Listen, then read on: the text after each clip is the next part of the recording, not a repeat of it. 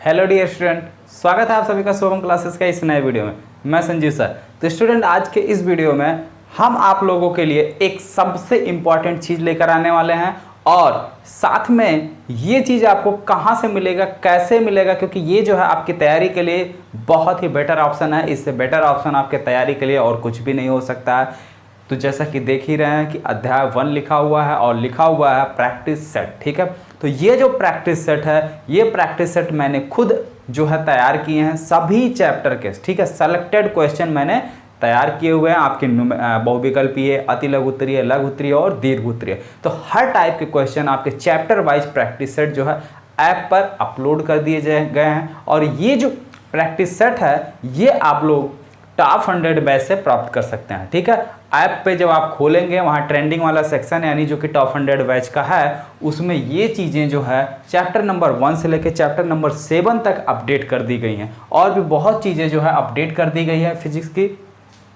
तो आज इसी के बारे में हम आपको कुछ सलूशन कराने वाले हैं कि इसका सलूशन हमें किस तरीके से करना है। और ये जो है देखिए, क्योंकि किसी भी चैप्टर का जब तक आप स्वयं से मूल्यांकन नहीं करेंगे तब तक जो है आपके अंदर कॉन्फिडेंस नहीं आएगा। जब आप किसी भी चैप्टर का स्वयं मूल्यांकन करेंगे यानी उस पर प्रैक्टिस सेट करेंगे, उसके कुछ क्वेश्चन सॉल्व करेंगे और सॉल्व हो जाएगा तो बहुत ज़्यादा कॉन्फिडेंस आएगा। और जो भी बच्चे अभी तक टॉप 100 बैच ज्वाइन नहीं किए हैं वो टॉप 100 बैच ज्वाइन कर लें, क्योंकि ये आपका बहुत ही क्रूशियल टाइम है। और अगर आप अभी भी लेट करेंगे टॉप 100 बैच ज्वाइन करने में तो समझ लिए बहुत ज़्यादा देर हो जाएगी। ठीक है, बहुत ज़्यादा आपका नुकसान होगा। क्योंकि देखिए स्टूडेंट, क्या है कि अब अभी तक जो है जैसे जितने भी हम आपके मॉडल पेपर कराते रहे या कुछ भी कराते रहे, मॉडल पेपर तो मान लीजिए सॉल्व पेपर से आपको मिल जाएगा, लेकिन जो प्रैक्टिस सेट के PDF और सारी इंपॉर्टेंट क्वेश्चन के PDF, ये सारी जो PDF हमने तैयार किए हैं, ठीक है, ये PDF हम हर एक वीडियो में जो है स्लाइड नहीं कर पाएंगे, क्योंकि हर एक वीडियो के एडिटिंग में बहुत ज़्यादा टाइम लग जाता है और टाइम कम है। ठीक है, मतलब हमारे पास टाइम कम है। ठीक है, ऐसा नहीं कि आपके पास टाइम कम है, आपके पास टाइम है, लेकिन क्या है कि एडिटिंग वगैरह में कई सारे वीडियोज, अब हाई स्कूल वाले भी मतलब क्लास 10th वाले भी बोल रहे हैं सर साइंस की वीडियोज नहीं आ रही हैं। ठीक है, तो उसको देखते हुए तो उनको भी वीडियोज प्रोवाइड करनी होती हैं, तो इसलिए जो है चलिए देखते हैं। देखिए प्रैक्टिस, अभी फिलहाल आज के प्रैक्टिस सेट का जो है हम लास्ट में जो है आपको स्लाइड करके दिखा देंगे। आप लोग क्वेश्चन अगर जिसने भी नहीं ज्वाइन किया है वो नोट कर सकता है, लेकिन हम तो यही बोलेंगे कि आप जितना जल्दी ज्वाइन कर लेंगे उतना ही ज़्यादा बेटर होगा आप लोगों के लिए। ठीक है, तो चलिए देखिए, पहला क्वेश्चन है, इसमें बहुविकल्पीय क्वेश्चन है। स्थिर वैद्युत प्रक्रिया में आवेश विनिमय की न्यूनतम मात्रा क्या होती है? ठीक है, बहुत ही इंपॉर्टेंट क्वेश्चन है स्टूडेंट। तो स्थिर वैद्युत विनिमय में, ठीक है, जैसे मान लीजिए दो आपके चार्ज रखे हुए हैं, इसमें स्थिर वैद्युत विनिमय का मतलब है आवेश का ट्रांसफर इधर से उधर होने में न्यूनतम आवेश का जो विनिमय है यानी न्यूनतम आवेश की जो मात्रा है वो कितनी हो सकती है। तो जैसा कि हमने आपको एक आवेश की प्रॉपर्टी बताई थी, आवेश के गुण बताया था, वहां पे क्वांटीकरण, ठीक है, क्वांटीकरण हेडिंग से था, उसमें क्या था, हमने कहा था कि आवेश जो है वो क्या होता है, फ्रैक्शन में नहीं होता, एक पूर्ण गुणज होता। क्या होता है? पूर्ण गुणज होता। और वो किसका पूर्ण गुणज होता है? ई का। ई पर चार्ज कितना होता है? 1.6 × 10⁻⁻19, इसी का कूलाम। ठीक है, इसी का जो है क्या होता है, पूर्ण गुणज होता है। और आवेश जो इसी के मल्टीपल के रूप में ट्रांसफर होता है, तो न्यूनतम मात्रा इसकी कितनी होगी? यही होगी। ठीक है, ऑप्शन में चेक करो कौन सा ऑप्शन दिया है आपका, ऑप्शन नंबर बा जो है आपका सही है। ठीक है, सेकंड क्वेश्चन है, किसी आवेश में Q इलेक्ट्रॉनों में की संख्या n है। ठीक है, कह रहा किस आवेश में, किस आवेश में, तो भाई देखिए Q बराबर आपको एक फार्मूला बताया गया है Ne। ठीक है, और क्वेश्चन पूछ रहा किसी आवेश Q में इलेक्ट्रॉनों की संख्या n होती है, तो इलेक्ट्रॉनों की संख्या यानी कि हमको n निकालनी है। तो n बराबर क्या हो जाएगा भैया, यहाँ से देखो, इनको भेज दो दूसरी पार्टी में, तो जब पार्टी बदलेंगे तो इनका चिन्ह तो बदलना है। ठीक है भाई, सिंपल सी बात है, अगर कोई बीजेपी पार्टी छोड़ता है, बीजेपी छोड़कर कोई अदर पार्टी ज्वाइन करता है, तो भाई बीजेपी का सिंबल क्या है? कमल है। और जिस भी पार्टी में जाएगा फिर उसका सिंबल बदल जाएगा। तो वही काम यहाँ पर है, यहाँ ये इसके साथ है, गुणे में है, ठीक है। अब ये पार्टी बदल के इधर आना चाहता है तो भाग में आ जाएगा ना, तो n बराबर क्या हो जाएगा, Q बाई ई, ये आपका n बराबर हो गया, ठीक है स्टूडेंट। तो ये जो है आपके तीसरे क्वेश्चन का आंसर है। चलिए देखते हैं अगला क्वेश्चन। क्वेश्चन नंबर 3 है, 20 माइक्रो कूलाम के दो बराबर तथा विपरीत आवेशों के बीच की दूरी 10 सेंटीमीटर है, ठीक है। जो आपका आवेश दिया गया है वो 20 माइक्रो कूलाम दिया गया है, क्या, माइक्रो कूलाम। तो इसको कूलाम में बदलो तुरंत। हमने कहा कोई भी वैल्यू अगर आपको दी जाती है तो उसको आप क्या करो, एसआई यूनिट में कन्वर्ट करो, ठीक है। किसमें, एसआई यूनिट में कन्वर्ट करो। एसआई यूनिट में ही सारी वैल्यू रखी जाएंगी। तो माइक्रो का मतलब होता है 10⁻⁻6 कूलाम। इनके बीच की जो दूरी है d बराबर दिया हुआ, ठीक है। बीच की दूरी को, हालांकि यहाँ पे जो है आपसे ये पूछा वैद्युत द्विध्रुव आघूर्ण, ठीक है। तो द्विध्रुव में जो दूरी ली जाती है वो कितनी ली जाती है, 2l, ठीक है। तो जो दूरी दी है कितनी दी है, 2l बराबर कितना दिया, 3 सेंटीमीटर। इनको भी किस में बदलना है, एसआई यूनिट में। तो सेंटीमीटर का एसआई यूनिट क्या हो जाएगा, 3 × 10⁻⁻2 मीटर। अब आपसे पूछा वैद्युत द्विध्रुव आघूर्ण यानी कि P पूछा, तो वैद्युत द्विध्रुव आघूर्ण P बराबर क्या होता, 2ql, ठीक है, या Q × 2l, Q × 2l, ठीक है। Q की वैल्यू, अब दोनों चार्जों में से कोई एक चार्ज रखो, यहाँ Q की वैल्यू 20 × 10⁻⁻6, 2l की वैल्यू 3 × 10⁻⁻2, कितना आ गया, 3 दूनी 7, 6, ठीक है भाई। 20 × 60 गुणे 10⁻⁻8, एक जीरो है तो एक पावर कम हो जाएगी भाई। दशमलव यहाँ लगा ना, तो दशमलव को जब हम पीछे से आगे ले आते हैं तो पावर बढ़ती है, ठीक है। पावर क्या होती है, बढ़ती है। जैसे यहाँ पे दशमलव तो इसको एक अंक आगे ले आया मैंने, 10⁻⁻8, तो बढ़ गई +1, एक अंक खिसकाया तो एक बढ़ा, कितना आया सॉल्व करने पर। हम आपको यहाँ पे बार बार जो है, देखिए इसका मात्रक क्या होगा, इसका मात्रक कूलाम, इसका मात्रक मीटर, तो कूलाम मीटर, ठीक है। हम आपको बार बार बताते हैं, यहाँ पर बच्चे बहुत ज़्यादा गलती करते हैं। कहाँ पर, ठीक है, इसमें जो है बच्चे जो है बहुत ही ज़्यादा गलती करते हैं। और वो गलती जो है वो कहाँ करते हैं ये भी जान लीजिए, अक्सर वो पावर में गलती करते हैं। जैसा कि हमने कहा कि जब दशमलव को हम पीछे से आगे ले आते हैं, कॉन्सेप्ट उनका यही रहता है कि पावर बढ़ती है, वो तुरंत -8 को -9 कर देते हैं, ठीक है। तो बढ़ने का मतलब होता है हमेशा पावर में प्लस करो, और घटने का मतलब होता है हमेशा पावर में माइनस करो, ठीक है। अब पावर के साइन के अकॉर्डिंग वो आएगा आंसर, और फिर गलत आपका नहीं होगा, ठीक है।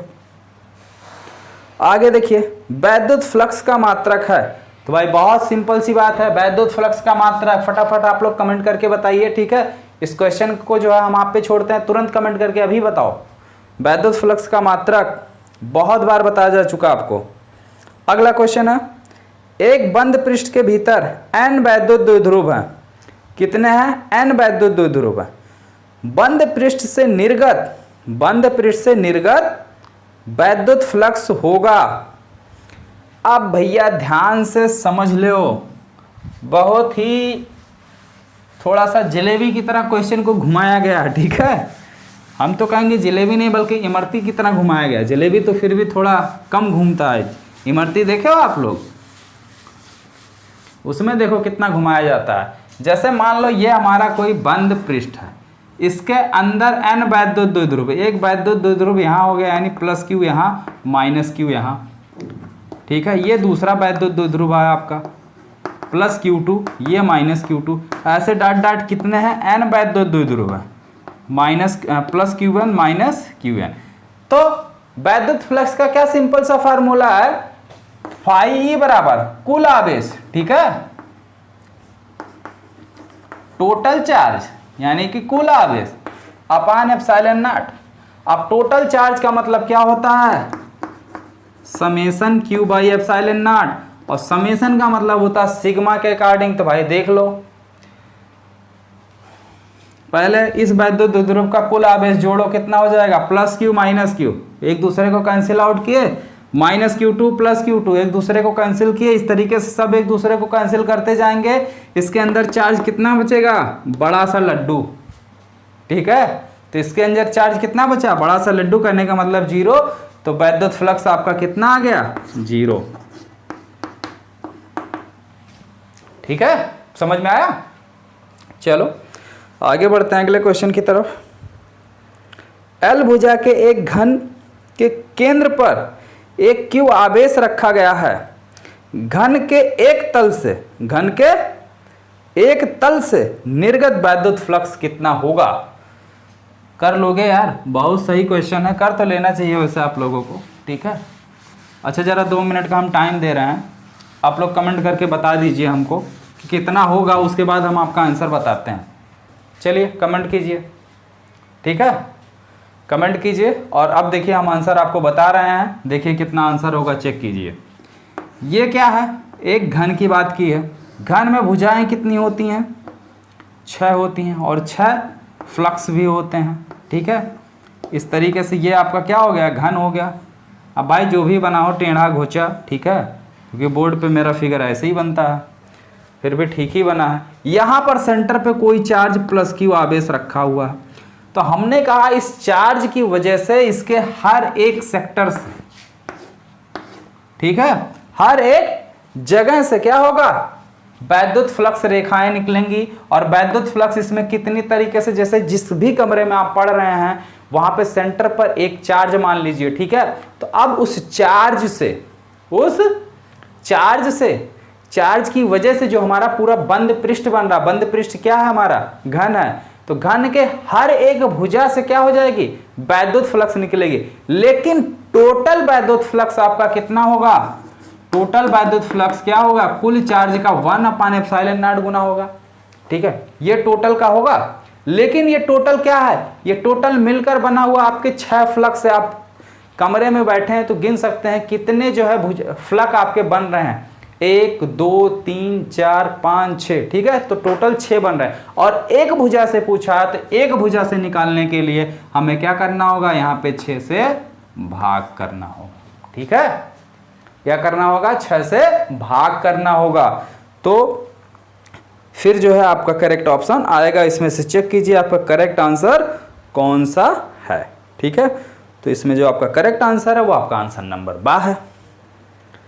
चलिए आगे बढ़ते हैं अगले क्वेश्चन की तरफ। देखिए इसमें जितने भी पॉसिबल आपके इस चैप्टर से बहुविकल्पीय बन सकते थे सभी को मैंने सेलेक्ट किया है, जिसमें से आपके हमने लगभग 15 बहुविकल्पीय क्वेश्चन सेलेक्ट किए हैं, ठीक है। कितने, 15 बहुविकल्पीय क्वेश्चन सेलेक्ट किए हैं। चलिए अगला क्वेश्चन देखते हैं, 7वां है। एक आवेशित बेलनाकार संधारित्र के अंतराल में वैद्युत क्षेत्र की तीव्रता का परिणाम। भाई कोई भी अगर हमारा बेलनाकार संधारित्र है, ठीक है, संधारित्र क्या होता है, 2 प्लेटें होती हैं, एक दूसरे से r दूरी पर रखी होती हैं। क्या होती हैं, एक दूसरे से r दूरी पर क्या होती हैं, रखी होती हैं, ठीक है। और इसके अंदर जो वैद्युत क्षेत्र की तीव्रता होती है वो किस पर डिपेंड होती है, वैद्युत क्षेत्र की तीव्रता का क्या फार्मूला होता है, 1/4πε0 Q/r², ठीक है। तो यानी ये सीधे सीधे किसके प्रोपोर्शनल होती है, ई प्रोपोर्शनल 1/r², किसके होती है, 1/r²। यानी कि अगर इसके बीच की दूरी कम होगी तो तीव्रता ज्यादा होगी, दूरी ज्यादा होगी तो तीव्रता कम होगी, ठीक है। ये डिपेंड कर रहा है। तो इस तरीके से जो है इसमें आपका आंसर दिया है 1/r² के अनुरूप बदलता है, बिल्कुल सही ऑप्शन है, ठीक है। 1/r² के अकॉर्डिंग ही जो है वैद्युत क्षेत्र की तीव्रता क्या होगी, चेंज होगी। अब चाहे वो आपका बेलनाकार संधारित्र हो या समांतर प्लेट संधारित्र हो, ठीक है, कैसा भी संधारित्र हो, ये मैटर नहीं करता है। मैटर किस पे करती है, इसकी तीव्रता इसके बीच की डिस्टेंस पर, ठीक है। चलो अगला क्वेश्चन देखा जाए।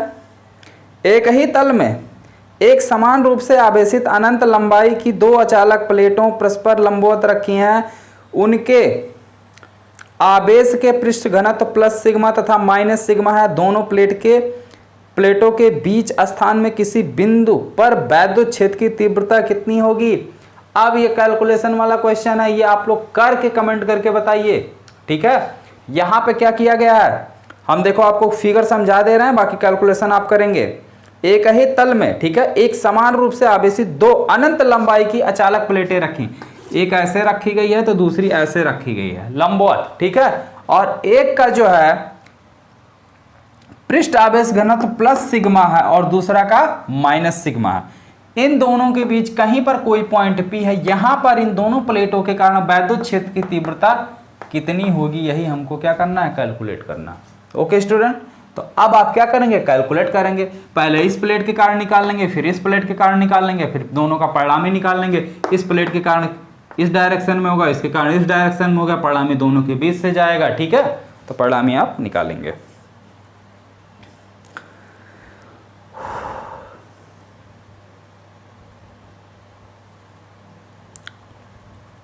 चलिए अगला क्वेश्चन देखिए। आवेश का खोखला गोला किस पर वैद्युत क्षेत्र उत्पन्न नहीं करता है। ठीक है, अगर कोई आपका आवेशित खोखला गोला है तो वैद्युत क्षेत्र उसके भीतर नहीं उत्पन्न करता। क्या होता है, उसके भीतर जो है आंतरिक बिंदु पर नहीं करता, बाहर करेगा, पृष्ठ पर करेगा, लेकिन अंदर नहीं करेगा। ठीक है, चलिए अगला क्वेश्चन देखते हैं। क्वेश्चन नंबर 10 है कि 10 सेंटीमीटर त्रिज्या वाले धातु के एक चालक खोखले गोले के पृष्ठ पर वैद्युत क्षेत्र की तीव्रता 10 न्यूटन पर कूलाम है। गोले के केंद्र पर वैद्युत क्षेत्र की तीव्रता निकालनी है। बहुत ही सिंपल सा क्वेश्चन है, आप लोग बिल्कुल चुटकी में कैलकुलेट कर सकते हैं। ठीक है, कर लेंगे, नहीं कर पाते हैं तो बिल्कुल बताइएगा। ठीक है, डरने की कोई ज़रूरत नहीं, हम तुरंत आपको सोल्यूशन उसका जो है नेक्स्ट वीडियो में तुरंत सोल्यूशन उसको आपको मिल जाएगा। लेकिन क्वेश्चन जो है काफ़ी इजी है, इसलिए जो है इसको आप लोग करेंगे। अब इसके आगे जितने भी बहुविकल्पीय क्वेश्चन आपके बच रहे हैं, अभी वीडियो के लास्ट में जिसने भी टॉप 100 बैच ज्वाइन नहीं किया है, ठीक है, जो ज्वाइन किए हैं उनको तो वहाँ पे जो है PDF मिल ही जाएगा, लेकिन जो नहीं ज्वाइन किए हैं उनके लिए हम ऑप्शन बता रहे हैं। अभी लास्ट में जो है, ठीक है, जो PDF है, PDF हम आपका ऐसे ही पूरे वीडियो में यानी पूरे पेज पर स्लाइड कर देंगे, आप आसानी से जो है नोट कर सकते हैं कॉपी पेन लेके। चलिए बढ़ते हैं अति लघुत्तरीय की तरफ। अति लघुत्तरीय में भी आपके जो है 8-10 क्वेश्चन है जो कि काफी इंपॉर्टेंट क्वेश्चन है। सारे क्वेश्चन आपको करवाए जा चुके हैं। ठीक है, उसके बाद देखते हैं अति लघुत्तरीय और लघुत्तरीय क्वेश्चन जो है आपके हैं। लघुत्तरीय में भी काफी अच्छे अच्छे क्वेश्चन आपके दिए गए हैं, हमने सेलेक्ट किया हुआ है। दीर्घ उत्तरीय में हमने जो है आपके ज़्यादा क्वेश्चन नहीं दिए हैं, केवल 4 क्वेश्चन दिए हैं। ठीक है, 4 क्वेश्चन हमने दीर्घ उत्तरीय में सेलेक्ट किया है जो कि काफ़ी ज़्यादा इंपॉर्टेंट है। तो भाई आप लोगों को सबसे ज़्यादा डिमांड होती है विस्तृत उत्तरीय की, तो उस विस्तृत उत्तरीय को हम बता दे रहे हैं कौन कौन सा क्वेश्चन आपका। पहला, स्थिर वैद्युतिकी में गॉस का नियम, ठीक है, पूरा उसको प्रूफ करना है। दूसरा है स्थिर वैद्युतिकी में गॉस की प्रमेय की सहायता से एक समान रूप से आवेशित अनंत लंबाई यानी गॉस के नियम का अनुप्रयोग है। ठीक है, और तीसरा क्वेश्चन है जो है आपका अक्षीय व निरक्षीय स्थिति में वैद्युत क्षेत्र की तीव्रता ज्ञात कीजिए। ठीक है, अक्षीय व निरक्षीय स्थिति में वैद्युत क्षेत्र की तीव्रता ज्ञात कीजिए। काफ़ी इंपॉर्टेंट क्वेश्चन ये भी आपका है। ठीक है, तो किसी को जो भी आज के इस प्रैक्टिस सेट में आपके जो विस्तृत उत्तरीय क्वेश्चन दिए गए हैं, अगर इस क्वेश्चन में किसी को कोई भी डाउट हो तो आप बोल सकते हैं। ठीक है, हालांकि सारे क्वेश्चन आपको बहुत ही अच्छे से करवाए गए हैं। ठीक है, अगर उसके बाद भी किसी को कोई डाउट हो तो आप बता सकते हैं। बहुत जल्द ही जो है आपका रिवीजन भी स्टार्ट किया जाएगा। ठीक है, रिवीजन प्लस सिलेबस दोनों चीज़ें। ओके स्टूडेंट, तो जितने भी स्टूडेंट देख रहे हैं फटाफट वीडियो को लाइक कर दीजिए। और फिर एक बार बोल रहे हैं कि जिसने भी टॉप 100 बैच ज्वाइन अभी तक नहीं किया, ये आपका बहुत ही क्रूशियल टाइम चल रहा है। ठीक है, आप अब लेट ना करें, अगर अब लेट करेंगे तो बहुत ज़्यादा देर हो जाएगी। ठीक है, और अगर अभी भी आपके मन में ये डाउट है कि इनका टॉप 100 बैच ज्वाइन करें या किसी का और करें, तो भाई देखिए सही वक्त पर अगर आप सही डिसीजन ले लेंगे तो आपके सारे काम अच्छे होंगे। अगर आपने डिसीजन गलत ले लिया तो फिर आप जाने। ठीक है, बाकी कोई डिसीजन तो आपने लिया है। ओके स्टूडेंट, तो मिलते हैं फिर नेक्स्ट वीडियो में।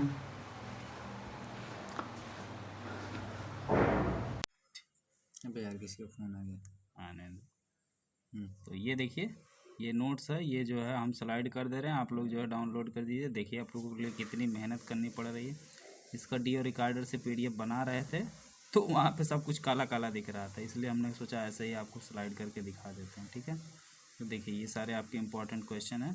तो अगर आप टॉप 100 बैच ज्वाइन कर लेंगे तो वहाँ पे आपको सारी चीज़ें पीडीएफ के रूप में मिल जाएंगी, ठीक है। फिर यहाँ से लिखने खुने की ज़रूरत आपको नहीं पड़ेगी। ये क्वेश्चन है, आप लोग वीडियो पॉज कर करके जो है क्वेश्चन नोट कर लीजिएगा। अब इतना काम तो आप लोगों को करना ही पड़ेगा अगर आपने टॉप 100 बैच ज्वाइन नहीं किया है। तो अगर आपने ज्वाइन किया है तो बहुत अच्छी बात है। Okay student.